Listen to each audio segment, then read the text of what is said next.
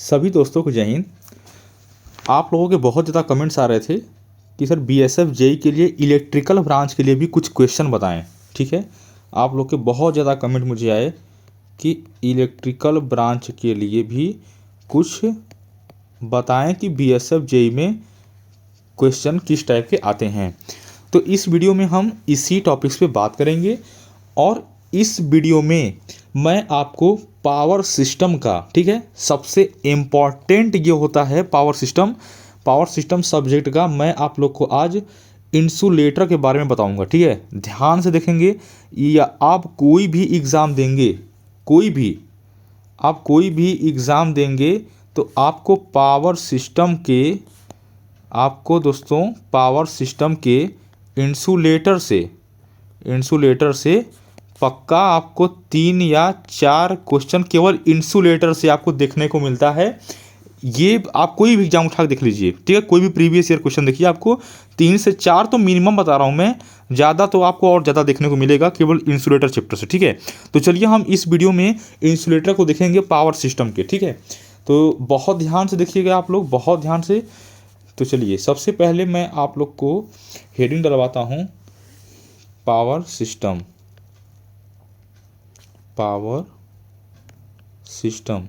जो कि power system का हमारा जो सेक्शन होगा वो होगा ट्रांसमिशन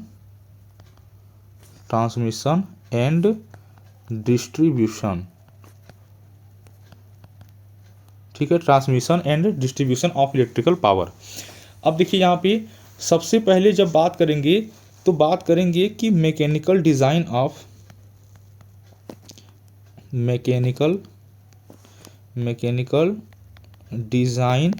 ऑफ ट्रांसमिशन लाइन। ठीक है, mechanical design of transmission line. उसके बाद दोस्तों एक होता है electrical design of transmission line. तो हम अभी इलेक्ट्रिकल को नहीं देखेंगे, अभी देखेंगे mechanical design of transmission line. Transmission line को ले जाने के लिए मैकेनिकल क्या क्या ज़रूरत पड़ती है, जो उनकी मैकेनिकली प्रॉपर्टी रखता है अपने आप को। ठीक है, क्या क्या ज़रूरत पड़ती है। तो देखिए सबसे पहले आपका प्रॉपर्टी रखता है क्या, इंसुलेटर। क्या रखता है दोस्तों, इंसुलेटर। ठीक है, आइए देखते हैं इंसुलेटर। हो सकता है कि कुछ लोग इस वीडियो को स्किप कर दें। देखिएगा, जो लोग स्किप करेंगे ना उनको कुछ बेनिफिट नहीं मिलने वाला, लेकिन जो लोग वीडियो को देखेंगे देखिएगा आपको इंसुलेटर से कोई भी क्वेश्चन आ जाए, आपसे बच के निकल जाए तो मुझे कहिएगा फिर। ठीक है, तो चलिए हम इंसुलेटर को देखते हैं। Which provide insulation. ठीक है, ये दोस्तों क्या करता है, विच, ये लिख क्यों नहीं रहा, which provide insulation between conductor and earth is called insulator। ठीक है, is called insulator। देखिए इसका मतलब क्या है, जो इंसुलेशन प्रोवाइड करा है किसके बीच, कंडक्टर के बीच और अर्थ के बीच। ठीक है, मतलब कि कोई भी जो फेज जा रहा है, करंट जा रहा है, वो हमें अर्थ में जाने से बचाए, उसको शॉर्ट सर्किट से बचाए। वहाँ पे कौन से मटेरियल को यूज करते हैं कि वो बच जाए, वहाँ पे हम इंसुलेटर यूज करते हैं। ठीक है, तो इंसुलेटर का जो मेनली काम है वो है कंडक्टर को अर्थ से अलग करे। मेरी बात को आप लोग समझ गए होंगे। ठीक है, अभी देखिए आपको मैं बताता हूँ कि इंसुलेटर जो है वो बना किस चीज़ का होता है। ठीक है, इंसुलेटर जो है वो बना किस चीज़ का होता है, अभी मैं आपको बता रहा हूँ। देखिए ये इंसुलेटर जो है वो बना किस चीज़ का होता है,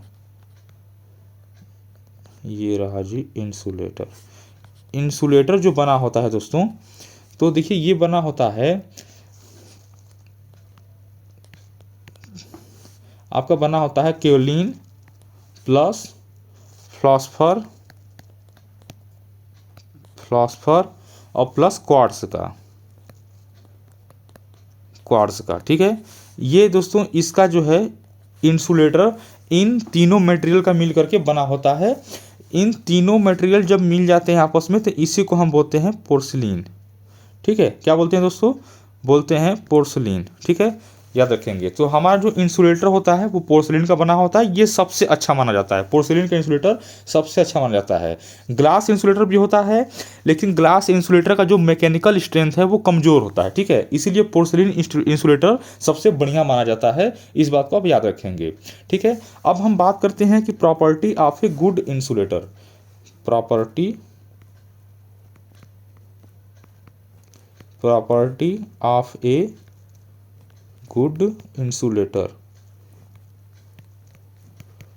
गुड इंसुलेटर, ठीक है, कि गुड इंसुलेटर मतलब कि जो अच्छे इंसुलेटर हैं उनकी क्या प्रॉपर्टीज़ है। ठीक है, उनकी क्या प्रॉपर्टीज़ है। तो नंबर एक में देखते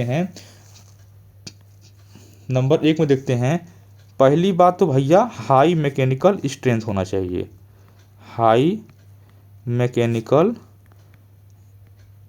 स्ट्रेंथ होना चाहिए। ठीक है, और नंबर दो की बात करें तो हाई रजिस्टिविटी होना चाहिए। हाई रजिस्टिविटी होना चाहिए, मतलब ये हाई प्रतिरोधकता होना चाहिए। ठीक है, ताकि करंट उसमें से पास ना हो पाए। उसके बाद हाई परमिटिविटी होना चाहिए। हाई परमिटिविटी होना चाहिए। उसके बाद दोस्तों नंबर 4 नॉन पोरस होना चाहिए। नॉन पोरस होना चाहिए। नॉन पोरस का मतलब क्या है, मेरी बात समझिए। मतलब कि ऐसा इंसुलेटिंग मटेरियल का पदार्थ, ठीक है, मतलब ऐसा इंसुलेटिंग मटेरियल जिसको बाहरी वातावरण से कोई प्रभाव ना पड़े। ठीक है, एक्सटर्नली जो भी एटमॉस्फेरिक चीज़ें हैं, ठीक है, उनसे इस पर कोई इफेक्ट ना पड़े। ठीक है, इस पे कोई इफेक्ट ना पड़े, तो इसको बोलते हैं नॉन पोरस। मेरी बात को समझ गए होंगे आप लोग। चलिए ठीक है, अब देखते हैं टाइप्स ऑफ इंसुलेटर। क्या देखते हैं भाई? Types of insulator. आप लोग नोट भी कर सकते हैं, नोट करेंगे तो और अच्छा रहेगा। Types of insulator. ठीक है, टाइप्स ऑफ इंसुलेटर। इंसुलेटर के प्रकार कौन कौन से हैं? देखिए, सबसे नंबर 1 पे है pin type insulator. Pin type insulator. ठीक है, pin type insulator. Pin type insulator देखिए, आप देखे होंगे इस तरीके से होता है, इस तरीके से होता है। ठीक है, इस पे एक स्लॉट कटा होता है और इसमें कंडक्टर फंसाते हैं और फिर इस पे ऐसे बांध देते हैं कंडक्टर से ही। ठीक है, ये आप देखे होंगे 11 kV की लाइन के लिए ये पिन टाइप इंसुलेटर आप देखे होंगे। 11 kV, 25 kV, 25 kV के लिए। ठीक है, आप देखे होंगे ग्राउंड में, पोलो पे देखे होंगे आपने। देखिए, पिन टाइप हो गया। एक दूसरा का होता है दोस्तों suspension type. Suspension type insulator. ठीक है, दूसरा होगा suspension type insulator. Suspension type insulator. ठीक है, नंबर 3 हो जाता है आपका strain insulator.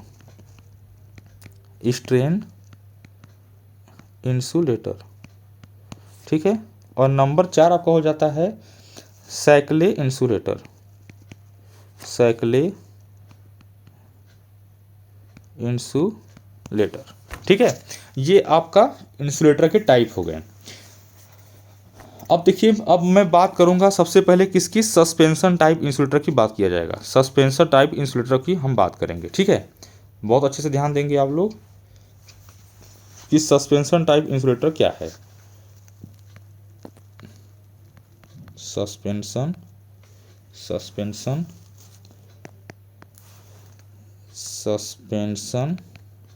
Type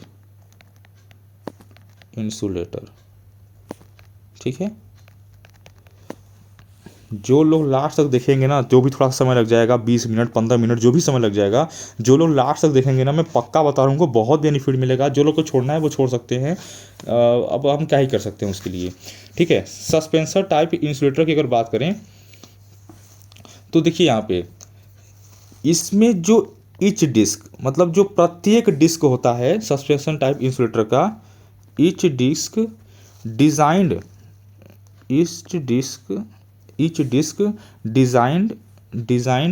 for 11 kV। ठीक है, ये जो दोस्तों डिज़ाइन होता है ना, ये 11 kV के लिए ही डिज़ाइन होता है, और वो भी 11 kV क्या, phase voltage, 11 kV phase voltage, ठीक है।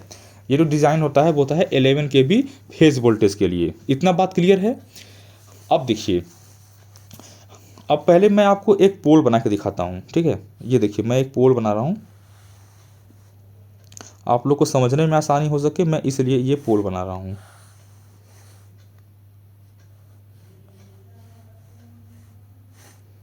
ये लीजिए जी, ठीक है, ये मैंने एक पोल बना दिया, ठीक है,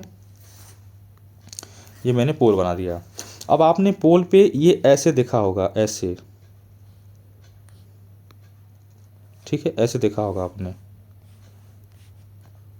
ये ऐसे ऐसे, ये क्रॉस आर्म बोली जाती है, ठीक है। ये जो दो बाहें फैलाए हुए हैं, इसको हम लोग क्रॉस आर्म बोलते हैं। फिर आपने देखा होगा कि ऐसे इसके जो है कि ऐसे डिस्क लगा रहता है ना, ठीक है, ऐसे ऐसे,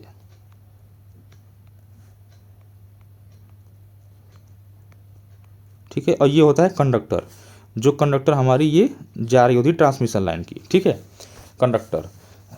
इसी प्रकार से हम इधर भी बना सकते हैं, इधर भी बना सकते हैं, ठीक है। यहाँ भी कंडक्टर होगा जो कि जा रहा होगा, ठीक है। तो ये दोस्तों हो गया हमारा, ये एक टावर हो गया। टावर पे हमने ये सस्पेंशन टाइप डिस्क इंसुलेटर बना दिया है, जो कि 3 डिस्क का है, ठीक है। ये 4 डिस्क, 5 डिस्क, 32 डिस्क, 33 डिस्क, ठीक है, कितने भी डिस्क हो सकते हैं वोल्टेज के आधार पे, ठीक है। लेकिन अभी मैंने कितना डिस्क बनाया है, 3 डिस्क ही बनाया है, तो ठीक है। तो देखिए, अब दोस्तों मैं एक बात करता बताता हूँ आपको। देखिए, यहाँ पे भी कंडक्टर है, ये जो है, इसको भाई किसी न किसी तार से ही इसको बांधा गया होगा, ये कंडक्टर है। यहाँ भी कंडक्टर है, ठीक है। ये जो दोनों जो हैं, ये वाला और ये वाला, ये दोनों क्या है दोस्तों, ये कंडक्टर हैं। और बीच में जो इंसुलेटर लगा है ना, बीच में जो ये जो इंसुलेटर है, देखिए मेरी बात ध्यान से देखिए, मैं आपको कलर बदल करके दिखा रहा हूँ। देखिए यहाँ पे रेड से दिखा रहा हूँ, ये जो इंसुलेटर बीच में लगा है, ये एक प्रकार का इंसुलेटिंग पदार्थ का काम करेगा। तो आपको पता है ना कि कैपेसिटर का फॉर्मेशन कैसे होता है, कैपेसिटर का जो फॉर्मेशन होता है वो कैसे होता है। हमें पता है कि ये दो प्लेटें होती हैं, और दो प्लेटों के बीच में अगर कोई इंसुलेटिंग मटेरियल हो, तो वहाँ पे कैपेसिटर का फॉर्मेशन हो जाता है, ठीक है। वहाँ पे क्या होता है दोस्तों, कैपेसिटर का फॉर्मेशन हो जाता है। तो इसीलिए जब दो कंडक्टर के बीच में एक इंसुलेटिंग मटेरियल है, तो यहाँ भी कैपेसिटर का फॉर्मेशन होगा, ठीक है। क्या होगा दोस्तों, कैपेसिटर का फॉर्मेशन होगा। समझ गए मेरी बात को अच्छे से। ये लीजिए जी, कैपेसिटर का फॉर्मेशन होगा, ठीक है। तो देखिए, जब कैपेसिटर का फॉर्मेशन होगा, तो अब ये कुछ इस तरीके से दिखेगा आप लोग को, इस तरीके से। देखिए, एक कैपेसिटर यहाँ हो गया, फिर एक कैपेसिटर यहाँ हो गया, फिर एक कैपेसिटर यहाँ हो गया, ठीक है। ये हो गया कंडक्टर, ये हो गया कंडक्टर, ठीक है। अब देखिए, ये 3 कैपेसिटर जो है, ये जो 3 कैपेसिटर जो यहाँ बनेंगे, तो इस कैपेसिटर को कहते हैं सेल्फ कैपेसिटेंस। क्या कहते हैं, सेल्फ कैपेसिटेंस, सेल्फ कैपेसिटेंस, ठीक है। आप इसको CS से भी डिनोट कर सकते हैं, सेल्फ कैपेसिटेंस, ठीक है। किसे डिनोट कर सकते हैं आप इसको, CS से भी डिनोट कर सकते हैं, सेल्फ कैपेसिटेंस, ठीक है। अब देखिए, ये तो बन गया सेल्फ कैपेसिटेंस, किसके कारण, इंसुलेटर के कारण। फिर अब एक क्या, अब देखिए क्या है कि ये जो टावर है, जो ग्राउंड में जाके रखे कहीं धंसा होगा, ठीक है। तो इसमें अर्थ तो आ रहा है ना, इसमें अर्थ आ रहा है, तो एक तो ये हो गया, और एक कंडक्टर ये हो गया, ठीक है। एक कंडक्टर ये हो गया और एक कंडक्टर ये हो गया। इनके बीच में भी एक देखेंगे तो इंसुलेटिंग मटेरियल है, जिसको आप एयर कह सकते हैं। क्या कह सकते हैं दोस्तों, एयर। तो एयर और इन कंडक्टर के बीच में भी कैपेसिटर का फॉर्मेशन होता है, ठीक है। यहाँ भी कैपेसिटर का फॉर्मेशन होगा। तो दोस्तों, ये जो कैपेसिटर का फॉर्मेशन हुआ है, मैं यहाँ पे अलग से दिखा रहा हूँ आप लोग को। यहाँ पे देखिए, ये जो कैपेसिटर का फॉर्मेशन हुआ है, ये ठीक है। तो इनको बोलते हैं शंट कैपेसिटेंस। क्या बोलते हैं? Shunt capacitance. ठीक है। हो सकता है जो कुछ लोग को जानते होंगे, इसको बहुत लोग जानते होंगे, लेकिन फिर भी दोस्तों अगर आप को ये तरीका से अगर आप जान गए तो मुझे लगता है कभी ज़िंदगी में नहीं भूलेंगे आप। ठीक है, शंट कैपेसिटेंस। तो इसको दोस्तों ना आप इसको अपने आसानी से सुविधा आपको हो सके भूले ना, इसके लिए आप CH से प्रदर्शित करिएगा, शंट कैपेसिटेंस। ठीक है, सेल्फ को आपने CS से दिखाया, शंट को CHS से दिखा दिया। ठीक है, मुझे लगता है इतनी बात आप लोग को समझ में आया होगा। अब देखिए मैं आपको चाहूँ ना तो मैं आपको ये फार्मूला डेरिवेशन करके दिखा सकता हूँ स्ट्रिंग एफिशिएंसी का, लेकिन दोस्तों उसका कोई मतलब नहीं है, फार्मूला डेरिवेशन करने का कोई फ़ायदा नहीं है। इसका रीज़न ये है कि एग्ज़ाम में डेरिवेशन नहीं पूछता, एग्ज़ाम में ऑब्जेक्टिव क्वेश्चन में केवल फार्मूला बेस्ड क्वेश्चन पूछेगा। ठीक है, तो चलिए हम यहाँ पर क्या करते हैं कि यहाँ पर दोस्तों हम कुछ नहीं करेंगे, हम सीधे फार्मूला लिखेंगे स्ट्रिंग एफिशिएंसी का। ठीक है, फार्मूला लिखेंगे, बहुत इंपॉर्टेंट फार्मूला लिखेंगे दोस्तों स्ट्रिंग एफिशिएंसी का, स्ट्रिंग एफिशिएंसी। ठीक है, मैं आप लोगों को बताऊंगा इस स्ट्रिंग एफिशिएंसी ये कहाँ से आ गया, ये क्या मामला है भाई, स्ट्रिंग एफिशिएंसी तो आपने बताया ही नहीं, ये कहाँ से आ गया, तो मैं आपको बिल्कुल अच्छे से बताऊंगा, बिल्कुल घबराने की जरूरत है ही नहीं यहाँ पे। ठीक है, अब देखिए स्ट्रिंग एफिशिएंसी क्या होता है ये समझ लीजिए पहले। तो स्ट्रिंग एफिशिएंसी कुछ नहीं होता, बस ये होता है कि अगर तीनों इंसुलेटर, ठीक है, तीनों इंसुलेटर बराबर लोड को थाम लें तो मानते हैं कि स्ट्रिंग एफिशिएंसी बहुत अच्छी है। क्या है दोस्तों? स्ट्रिंग एफिशिएंसी बहुत अच्छी है, गुड है। ठीक है, बहुत अच्छी है। कब? जब ये तीनों इंसुलेटर अपने बराबर वोल्टेज को थाम लें। हम ये इंसुलेटर लगाए क्यों हैं? इसीलिए लगाए हैं ना कि ये जो कंडक्टर में जो ये वोल्टेज करंट जा रहा है, तो ये कंडक्टर का वोल्टेज जो है वो टावर में ना चला जाए। टावर में चला जाएगा तो यहाँ के रहने वाले लोगों को घातक साबित होगा, प्लस ये सारी वोल्टेज करंट ग्राउंड में चली जाएगी, कंज्यूमर को तो कुछ मिल ही नहीं पाएगा। तो हम यही चाहते हैं ना कि ये सारी चीज़ें ग्राउंड में ना जाएं, ठीक है, और किसी को कोई इंसिडेंट ना हो। तो इसीलिए तो हमने ये इंसुलेटर को लगाया है। ठीक है, इंसुलेटर इसलिए लगाया है, तो इंसुलेटर को भी एक प्रेशर है ना। अब ये इंसुलेटर लगा है, यहाँ पे मान लीजिए वोल्टेज जा रहा है आपका 220 kV या 400 kV, ठीक है, या 132 kV। अगर वोल्टेज जा रहा है इतना हैवी वोल्टेज, तो ये इंसुलेटर इसको बर्दाश्त कर रहा है ना इतने हैवी वोल्टेज को। तो अगर मान लीजिए तीनों डिज़ाइन हुए हैं 11 kV, मैंने आपको जस्ट ऊपर बताया कि सस्पेंशन टाइप इंसुलेटर जो होता है वो 11 kV का ही डिज़ाइन होता है फेज वोल्टेज के लिए। ठीक है, तो अभी जब ये 11 kV का जब तीनों डिज़ाइन है, तो मेरी बात समझिए, अगर एक इंसान की ताकत जो है, ये जो 3 इंसान हैं, ये तीनों इंसान की ताकत एक बराबर है, तो तीनों को अगर बराबर भार देंगे तब ना संतुलन बना रहेगा, तब ना कोई किसी में झगड़ा नहीं करेगा। वो बोलेगा यार तुमने तो मुझे ज़्यादा वजन दे दिया और बगल वाले को तो कम वजन दिया है, तो झगड़ा कर लेंगे आपस में। तो जब तीनों को बराबर वजन देंगे तो आपस में कोई झगड़ा नहीं होगा, सब अच्छे से काम करेंगे। तो हम कहेंगे कि यार इनकी इफिशियंसी बहुत अच्छी है, ये अच्छे से काम कर रहे हैं। ठीक है, तो यही बात होती है स्ट्रिंग इफिशियंसी। स्ट्रिंग इफिशियंसी का मतलब कि तीनों डिस्क को यदि आप अच्छे से बराबर लोड दे के चलेंगे तो मान के चला जाएगा कि इनकी स्ट्रिंग इफिशियंसी 100% है, बहुत अच्छी है। ठीक है, तो अब लेकिन ऐसा दोस्तों ना प्रैक्टिकली होता नहीं है, हो नहीं पाता है। ठीक है, ऐसा प्रैक्टिकली हो नहीं पाता है। क्यों? देखिए, क्योंकि जो देखिए इस कंडक्टर के पास वाला इंसुलेटर होगा, ठीक है, ये जो कंडक्टर के पास वाला इंसुलेटर होगा, मैं आपको दिखा रहा हूँ मिटा करके फिर से। ठीक है, देखिए यहाँ पे देखिए ध्यान से, देखिए ये जो कंडक्टर के पास वाला जो ये इंसुलेटर होगा, ये इंसुलेटर के पास ज़्यादा वोल्टेज आएगा। ठीक है, क्या आएगा दोस्तों? ज़्यादा वोल्टेज आएगा, यानी इसको तकलीफ ज़्यादा हो रही है लोड को उठाने में। ठीक है, अब इसके बगल वाले इंसुलेटर को इससे कम वोल्टेज मिलेगा और इसके बगल वाले को और भी कम मिलेगा। ठीक है, तो ये संतुलन में तो नहीं आ रहा है, तो ऐसे कंडीशन में बोलते हैं कि इसकी स्ट्रिंग इफिशियंसी पुअर है, ख़राब है। ठीक है, तो स्ट्रिंग इफिशियंसी का मतलब अब सिंपल से समझ गए होंगे। तो अब स्ट्रिंग इफिशियंसी अगर आपको कैलकुलेट करना है तो इसका फार्मूला होता है दोस्तों, इसका फार्मूला होता है, पहले तो लिखेंगे आप ऊपर में टोटल वोल्टेज। ठीक है, टोटल वोल्टेज और divided by number of disc, कि इस सस्पेंसर टाइप या फिर इस टावर में कितने नंबर्स ऑफ डिस्क हैं। तो आप देख रहे हैं एक कंडक्टर के लिए 3 डिस्क लगा है, तो आपका नंबर ऑफ डिस्क का वैल्यू हो जाएगा 3 जब आप न्यूमेरिकल लगाएंगे। तो होता है फार्मूला में नंबर ऑफ डिस्क, और उसके बाद दोस्तों होता है इनटू में वोल्टेज अक्रॉस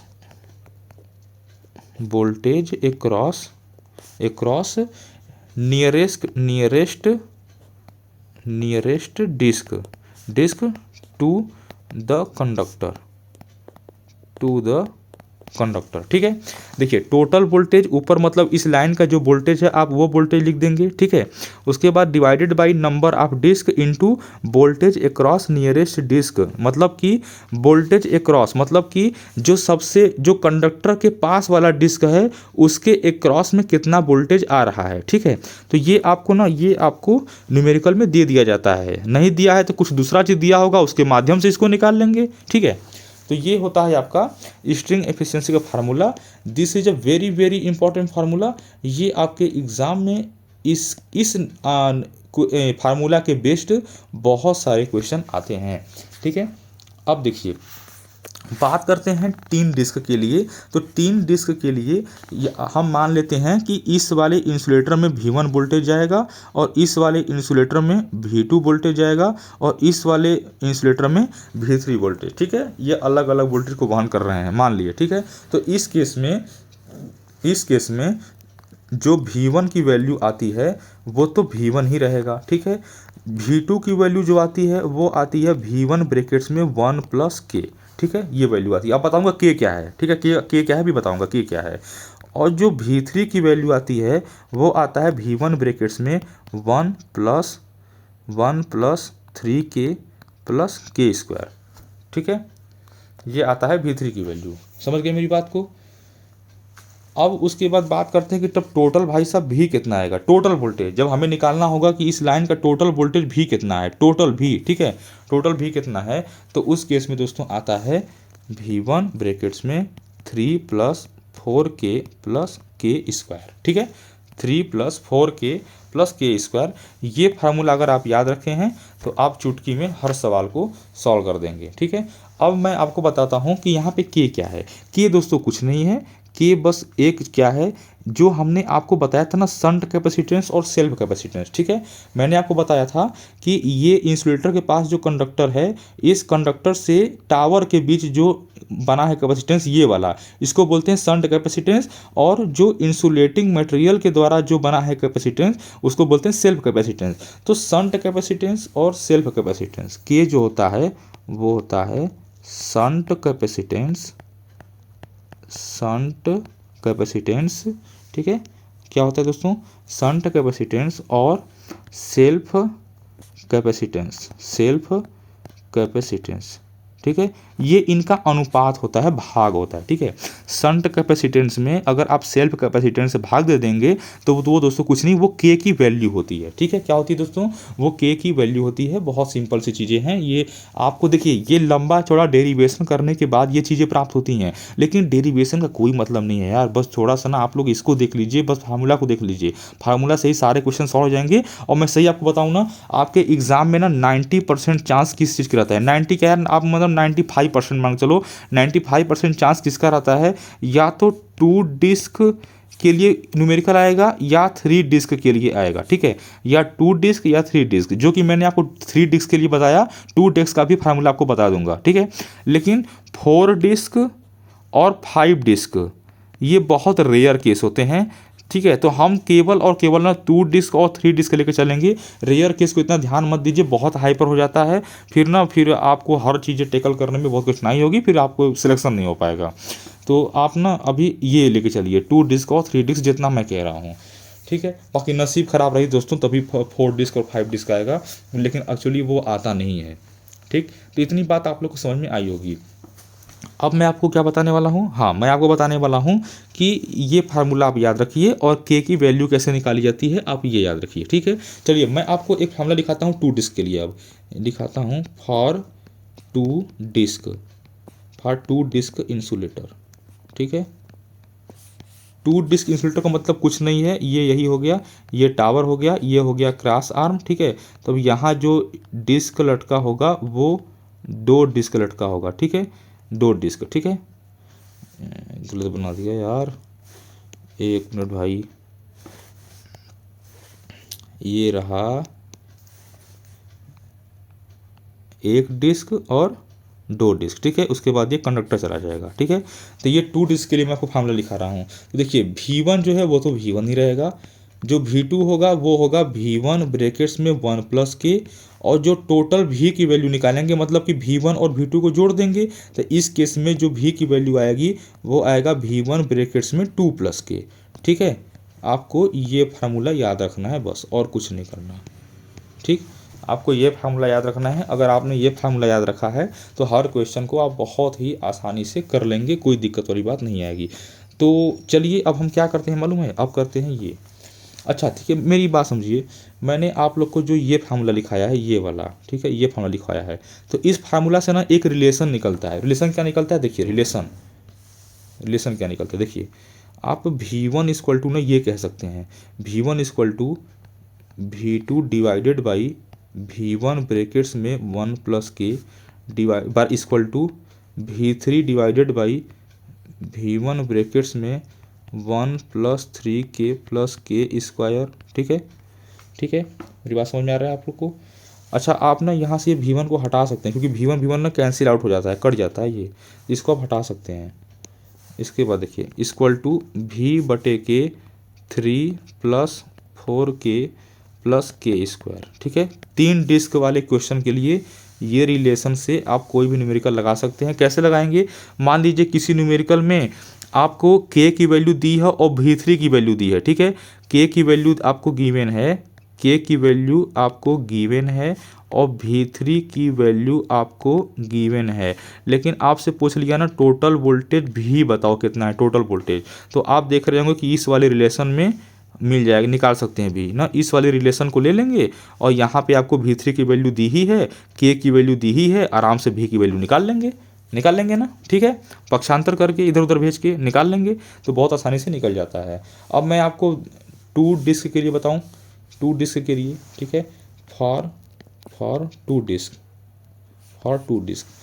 तो 2 डिस्क के लिए मैंने आपको क्या बताया था, मैंने कहा था V1 तो V1 ही रहेगा, V2 जो होगा वो हो जाएगा V1 ब्रैकेट्स में 1 प्लस के, और जो टोटल V निकल के आता है वो आता है V1 ब्रैकेट्स में 2 प्लस के, ठीक है, मैंने आपको ये बताया था। तो यहाँ पे ये हो जाएगा V1 equal to V2 divided by 1 plus K, और टोटल जो V हो जाएगा वो हो जाएगा 2 प्लस के, ठीक है। मेरी बात समझ गए, ये रिलेशन से भी आप क्वेश्चन को सॉल्व कर सकते हैं, ठीक है, सॉल्व कर सकते हैं अच्छे क्वेश्चन को। तो चलिए अगर आपकी आज्ञा हो तो मैं एक मस्त न्यूमेरिकल ले लेता हूँ, ठीक है, ले लूँ। देखिए मैं एक मस्त न्यूमेरिकल लेता हूँ, रेड पेन से क्वेश्चन को लिखते हैं ना, क्वेश्चन, ठीक है। क्वेश्चन क्या है, क्वेश्चन है determine the maximum voltage, determine the maximum voltage that the string of the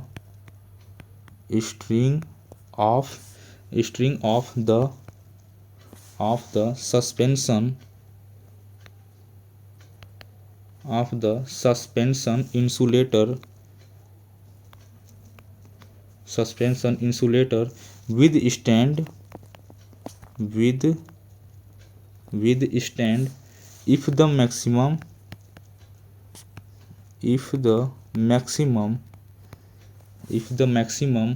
voltage across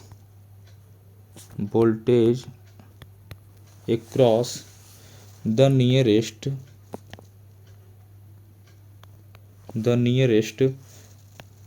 is 20 kV, ठीक है, इज नियरेस्ट 20 kV, ठीक है। ये हमारा हो गया क्वेश्चन। अब इसको हम करेंगे सॉल्व। इस क्वेश्चन में देखिए क्या क्या कहा गया है, सबसे पहले ये बात ध्यान देने वाली है, ठीक है। इस क्वेश्चन में क्या क्या कहा गया है, कहा क्या है, determine the maximum voltage that the string of the suspension insulator with stand if the maximum voltage across the nearest is 20 kV। ये कह रहा है ना कि जैसे मान लीजिए, ये कह रहा है कि जैसे मान लीजिए, पहले इसमें तो मैं एक चीज़ और दिखा देता हूँ कि इसका एक डायग्राम भी है इस क्वेश्चन का। इस क्वेश्चन का डायग्राम कुछ ऐसे है, ठीक है, ऐसे है। आप समझ गए होंगे सी कैपेसिटेंस दिखाने का मतलब क्या है। मतलब ये है, ये हो गया कंडक्टर कैपेसिटेंस। ये दिखाने का मतलब बस इतना सा है कि यहाँ पे इंसुलेटर लगा है, तो आपका ना ये कैपेसिटेंस की वैल्यू सी सी सी दिया है, तीनों कैपेसिटेंस बराबर दिया है। और जो सेल्फ कैपेसिटेंस की वैल्यू है, जो सेल्फ कैपेसिटेंस की वैल्यू है वो दिया है, यानी इसको सी डैश कहा है, सी डैश बराबर दिया है C/6, ठीक है। और ये भी तब होगा सी डैश बराबर 6 C/6, क्योंकि अगर डिस्टेंस बराबर है तो कैपेसिटेंस बराबर होगा, ठीक है।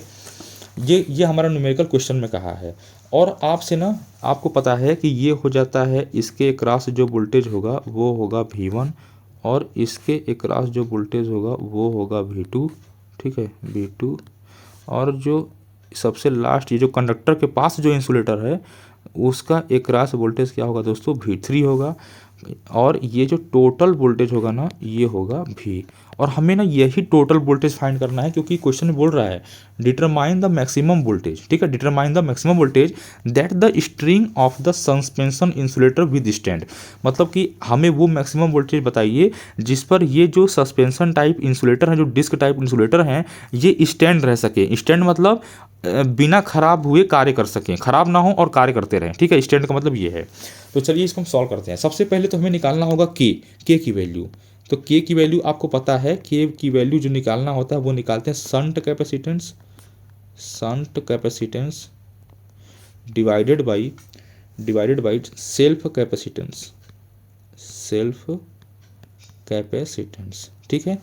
तो शंट कैपेसिटेंस की वैल्यू कितना दिया है दोस्तों, C/6 दिया है, ठीक है। और डिवाइडेड बाई सेल्फ कैपेसिटेंस कितना दिया है, C दिया है, ठीक है। तो जब इसको आप सॉल्व करेंगे तो हो जाएगा C/6 गुणे 6। और दोस्तों ये C से C कैंसिल आउट हो जाएगा और बचेगा 1/6। 1/6 को यदि आप सॉल्व करेंगे, 1/6 को यदि आप सॉल्व करेंगे तो चलिए कुछ भी आ जाएगा, मान लेते हैं। मैं सॉल्व करके बताता हूँ आपको 1/6 की वैल्यू क्या आएगी, ठीक है। यही निकाल लेते हैं, अब फ़ायदा हो जाएगा। 1/6 की वैल्यू दोस्तों, 1/6 की वैल्यू जो आएगी वो आएगी 0.17, ठीक है, 0.17 ये आएगी 1/6 की वैल्यू। ये आ गया हमारा के की वैल्यू, ठीक है। अब हम क्या करेंगे, हमें भी निकालना है। क्या निकालना है, भी। तो मैंने आपको रिलेशन बताया था कि V1 = V2 divided by 1+K बराबर V3 divided by 1+3K plus K² और डिवाइडेड इक्वल टू, सॉरी मैं डिवाइडेड बाई बोल रहा हूँ, ये इक्वल टू होगा, ठीक है, equal to total voltage V/K 3+4K plus K², ठीक है। तो देखिए हमें नियरेस्ट वोल्टेज दिया है, इसने कहा है maximum voltage across the nearest disc, मतलब कि 20 kV। इसका मतलब ये है जो कि आपको जो V3 की वैल्यू है ना ये दिया है आपको इस क्वेश्चन में। V3 की वैल्यू दिया है, कितना दिया है, 20 kV दिया है, ठीक है, 20 kV दिया है, नियरेस्ट वोल्टेज दिया है। तो अब हम क्या करेंगे, जब हमें V3 की वैल्यू पता हो गया और K की वैल्यू पता हो गया तो हम ये वाले रिलेशन को ले लेंगे। तो दोस्तों ये रिलेशन क्या है, देखिए रिलेशन है V3 divided by 1+3K plus K² और equal to V divided by 3+4K plus K², ठीक है। जब इसको सॉल्व करिएगा आप तो V3 की वैल्यू रख दीजिए 20 डिवाइडेड बाई 1+3 इंटू K की वैल्यू आपने निकाल रखा है 0.17, उसके बाद प्लस 0.17 का स्क्वायर, ठीक है, इक्वल टू भी हमें टोटल निकालना ही है, डिवाइडेड बाई 3+4 इंटू 0.17 और इंटू 0.17 का स्क्वायर, ठीक है। जब आप इसको सॉल्व करिएगा तो ये क्या आएगा दोस्तों, ये हो जाएगा 20 डिवाइडेड बाई, ठीक है, 20 डिवाइडेड बाई 1 प्लस 17 × 51 यानी कि 0.51 हो जाएगा। और प्लस और आपका हो जाएगा ये 0.17 इंटू 0.17, ये आ जाएगा दोस्तों 0.03, 0.03, ठीक है, ये आ जाएगा। और इसको इक्वल टू में v डिवाइडेड बाई 3 प्लस 17 चौके 68, ये आपका दोस्तों हो जाएगा ये आपका दोस्तों हो जाएगा 0.68 ये हो जाएगा। और उसके बाद ये इंटू नहीं, ये प्लस है, यहाँ प्लस है, ये हो जाएगा दोस्तों प्लस 0.17 इंटू 0.17, ये दोस्तों आपका आ जाएगा 0.03, ठीक है। तो ये हो जाएगा 20 डिवाइडेड बाई, हम नीचे वाले को जोड़ देते हैं, 1 प्लस 0.51 प्लस 0.03 इक्वल टू ये दोस्तों हो जाएगा 1.54, ठीक है। और equal to v divided by, नीचे वाले को भी जोड़ देते हैं, तो 3 प्लस 0.68 प्लस 0.03, ये आ जाएगा दोस्तों 3.71। तो जब अब इसको हम सॉल्व करेंगे ना, तो v की वैल्यू जो आएगी वो आएगी 20 गुणे 3.71 डिवाइडेड बाई 1.54, ठीक है। तो इसको सॉल्व करेंगे तो 20 इंटू 3.71, ठीक है, ये आ जाएगा दोस्तों 40, ये आ जाएगा दोस्तों 74.2 और डिवाइडेड बाई 1.54। तो जब इसको आप डिवाइड करेंगे 1.54 से, तो दोस्तों वैल्यू आ जाएगी 48.18, ठीक है, 48.18 kV। ये दोस्तों क्या आ गया, ये हमारा दोस्तों आ गया आंसर कि ये 48.18 वोल्टेज तक ये इंसुलेटर जो है वो स्टैंड रह सकते हैं, सही से काम कर सकते हैं, ठीक है। तो देख लीजिए कितनी आसानी से क्वेश्चन लग गया। हाँ, थोड़ा सा न्यूमेरिकल जो है कि न्यूमेरिकली ये थोड़ा सा हार्ड पड़ा। देखिए दोस्तों, ये न्यूमेरिकली हार्ड इसलिए पड़ा, मैं आपको बता रहा हूँ कि ये अंकगणितीय जो इसका जो कैलकुलेशन था ना, ये हार्ड इसलिए पड़ा कि जो के की वैल्यू है ना वो पॉइंट में आ गई। पर एग्जाम में ऐसा नहीं होगा, के की वैल्यू हो सकता है पॉइंट में ना आए, बिल्कुल एक पूर्ण संख्या आ जाए, ठीक है। तो जो पूर्ण संख्या आ जाएगा तो फिर आपकी कैलकुलेशन ईजी हो जाएगी, ठीक है। तो इस बात का आप बेहद ध्यान रखेंगे मेरे हिसाब से। बाकी अब आगे देखते हैं। आगे एक क्वेश्चन मैं आप लोग को और लगवाता हूं। आप लोग एक ये क्वेश्चन लगवाना, आप देखिए ये क्वेश्चन मैंने आप लोग को लगवा दिया। अब इसको आप लोग ना रिवीजन कर लीजिए। मैं अगले लेक्चर में, मैं कल एक लेक्चर फिर अपलोड करूंगा, अगले लेक्चर में मैं आप लोग के लिए ना इस स्ट्रिंग इफिशियंसी और इस इंसुलेटर का मैं क्वेश्चन 2-3 अच्छे क्वेश्चन 2-3 क्वेश्चन और लगवा दूंगा, जिससे ना मैं सही बता रहा हूँ आपके क्वेश्चन बहुत आराम से सॉल्व हो जाएंगे सब क्वेश्चन, ठीक है। तो दोस्तों देखिए, जो लोग मेरे साथ ना इस वीडियो में लास्ट तक बने रहेंगे, मैं डेफिनेटली बता रहा हूँ उनको गजब का फ़ायदा मिलेगा। और देखा ना आपकी एग्ज़ाम में ना इंसुलेटिंग चैप्टर से, इंसुलेटर से कोई भी क्वेश्चन बच के नहीं जाएगा, बड़े आराम से कर लेंगे आप। और मैं ऐसे बताऊँ, ये हर एग्ज़ाम में आता है यार, मैंने एग्ज़ाम दिया है, बहुत एग्ज़ाम दिया मैंने, और ये हर एग्ज़ाम में ये क्वेश्चन आता ही आता है, ठीक है। तो मुझे थोड़ा आप लोग से उम्मीद ये है कि आप इस वीडियो को लाइक ज़रूर करेंगे और चैनल को भी सब्सक्राइब करेंगे और अपने दोस्तों के पास भी शेयर करेंगे। मुझे अच्छा लगता है आप लोग सब्सक्राइब कर भी रहे हैं, लाइक भी कर रहे हैं, और कमेंट तो आप दबा के कर रहे हैं। तो कमेंट ऐसे ही दबा के करते रहें, मुझसे क्वेश्चन पूछते रहें, मैं आपको रिप्लाई देता रहूँगा, वीडियो बनाता रहूँगा। अपने दोस्तों का भी ज़रूर ध्यान रखें और डिस्कशन के साथ पढ़ें, ठीक है दोस्त। ये नहीं कि देखिए कि मैं अकेले देख लूँगा, नहीं, ऐसा मत करिए। दोस्त का भी अपना ध्यान रखिए, उनको भी भेजिए वीडियो को, उनका भी कल्याण हो सके, ठीक है दोस्तों। चलिए मिलते हैं नेक्स्ट वीडियो में। जय हिंद।